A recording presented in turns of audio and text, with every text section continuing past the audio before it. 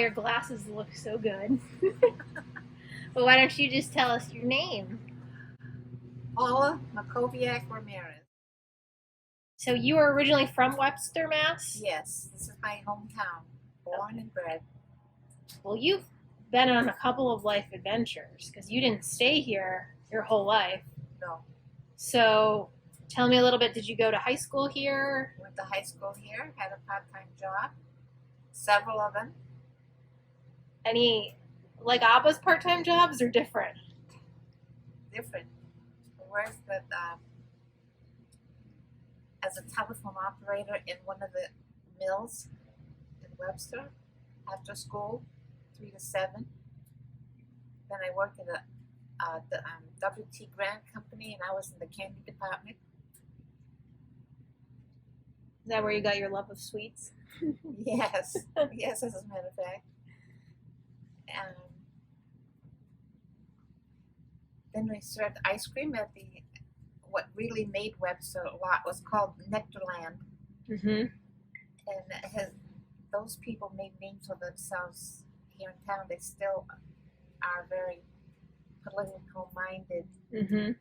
Trying to think of the name, but it was a great time. We'd be swimming in ice cream and French fries and frying French fries, and then they had the hop to the car. Mm-hmm. And the music of the day. Oh, wow.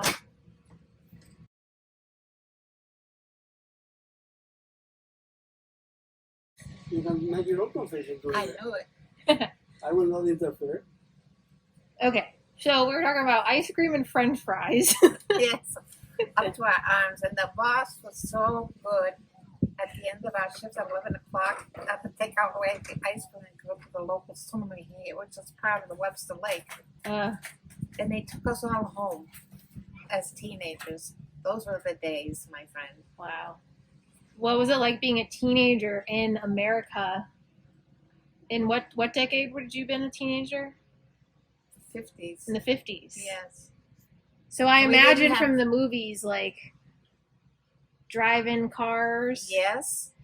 Even when I met Abba, we used to go to the drive-in a lot. Yes. What did you do for fun as a teenager? Roller skating, ice skating, Friday night dances. That's it.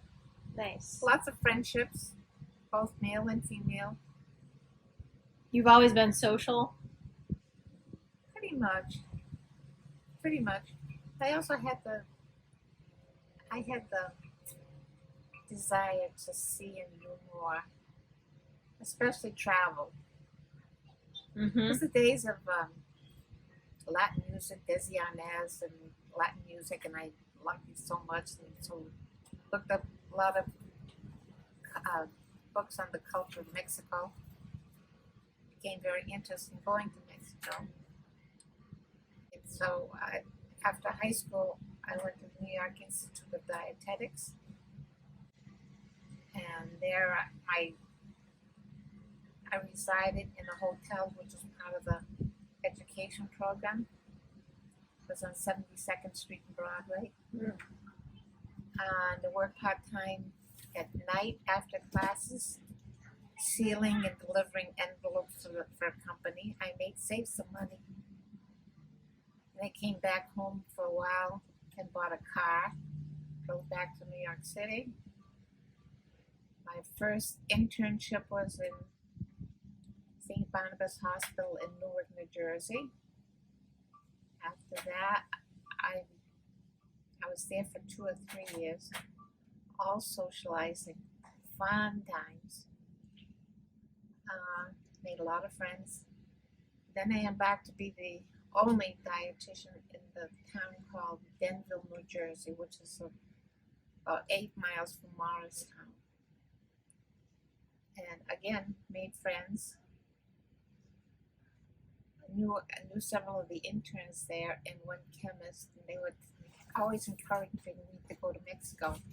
In the meantime, I don't know, this was before or after Raj.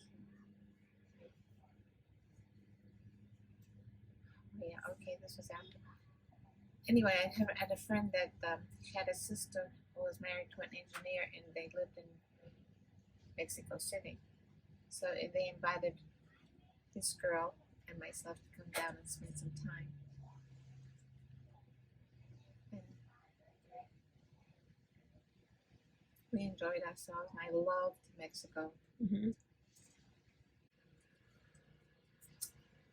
The relationship between Ava and me became strong when we met.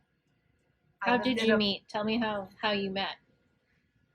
One doctor that I knew in Denville suggested living, reasonably at a student boarding house, what was filled with students, which is where I began to study a little bit of Spanish, enough to get around.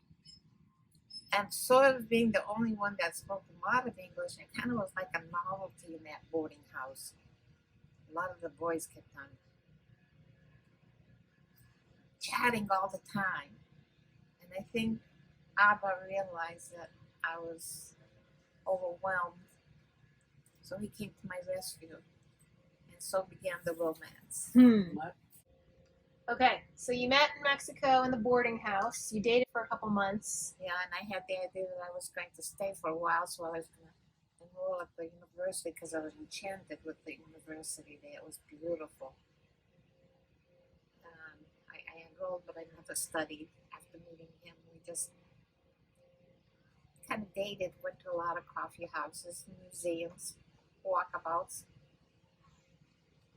and the romance began. And then what? And then Grandma got sick with pneumonia one year. That's why I came home, because she was sick. And Abba still had to finish 1 year at the university. So I came here, we wrote letters. Then in 1960 he came. We stayed with my parents for just maybe about a month or two, because I got a job with the Worcester City Hospital. And I worked there for a number of years, 31 to be exact. And then we began our life with, after leaving my mother and father, we went to our first apartment on Woodford Street, then June Street in Worcester, and then here. Mm-hmm. And along the way, we had our 3 children. And along the way later, we had our 4 grandchildren, all of which I babysat, for which I'm very proud. Mm-hmm. Well, I know we loved being babysat by you. This was the place to be when we were kids. Thank you. What is your favorite memory babysitting us? Or what are I'm sure you have a bunch, but what are some of your favorites? Matthew and, you first, being afraid of the dog. What was his name? Yoshi. Yoshi. Almost to the point of it traumatized you. She'd say to her grandfather, Abba, pick me up and keep me picks. Yeah, and I know the neighbor lady, Mrs. S. She loved her so much too, and her husband. When he was so proud of carrying his first grandchild over here, and it was, like I said, it was just nothing but the gravel pit. But she used to sew little, not really crocheting, but little pieces of mat. And, the grandfather said to Mrs. S, make her one of those. She stayed up that night to make one for you with your name on it. Matthew, I remember always bathing him in the sink. I remember you too, and I still have that duck from 27 years ago. The baby duck was in your bathtub, her bathtub, in the sink.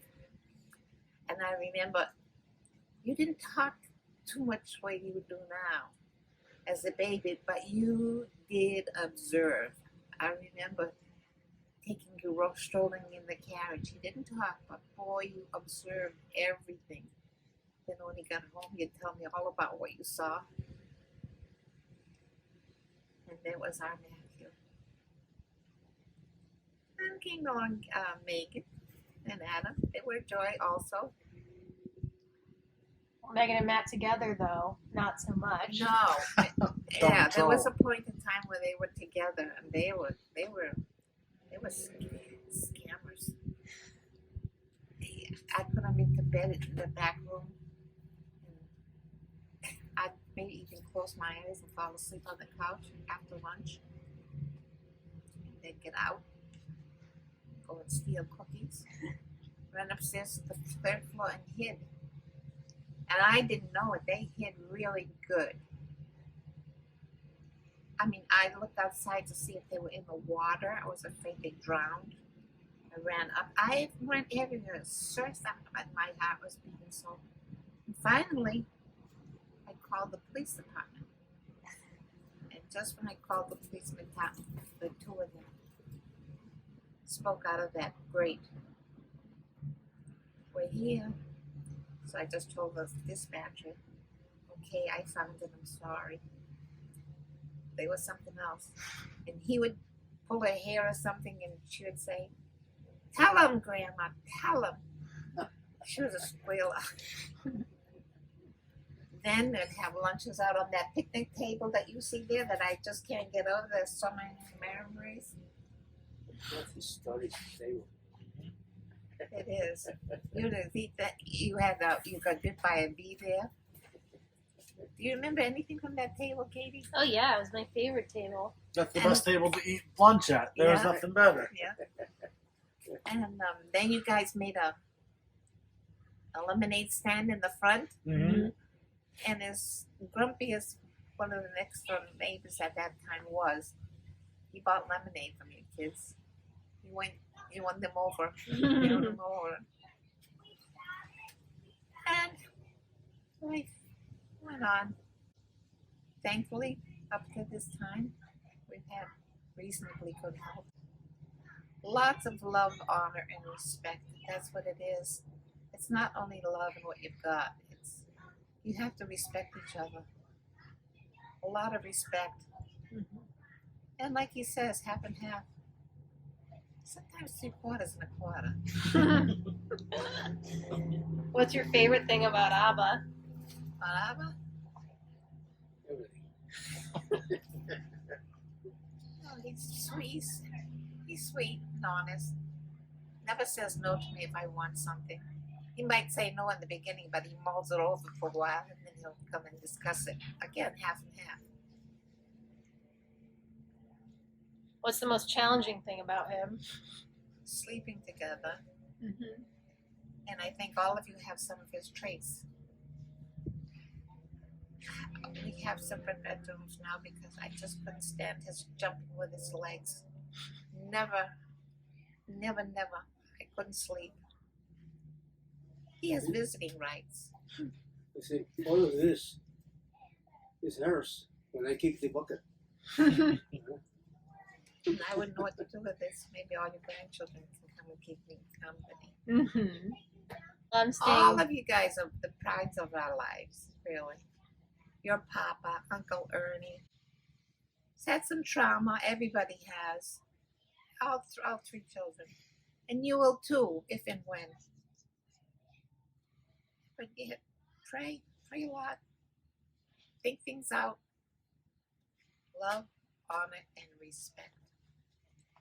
Mm-hmm. And that's my story. Love it. Anything else you want to say?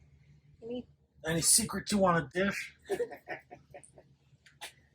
Anything you want the future generations to know? Don't burn chicken soup like you. How do you burn chicken soup? Yeah, that's a good question. When I was pregnant with Uncle Ernie, and I was watching the daytime show, I took a nap, put the chicken soup on, and forgot about it, and it just, Only leave it evaporated. yeah. So as he walked up the stairs coming back from the university, he could smell chicken burning. And he said, "What's for supper?" And I said, "Chicken soup." And he said, "What chicken soup?" It was not the whole thing evaporated. and the meat was all charcoal inside. I must say he was a little irate. That was her first chicken soup she made. Mm-hmm. You mastered it Yeah, after yeah. that, though. You got down the chicken soup now. Nothing better than her spaghetti, though, I will say. Coming up, Matt. Coming up. All right. Cool. Well, we love you, Graham. Love you, Graham. Oh, thank you, kids.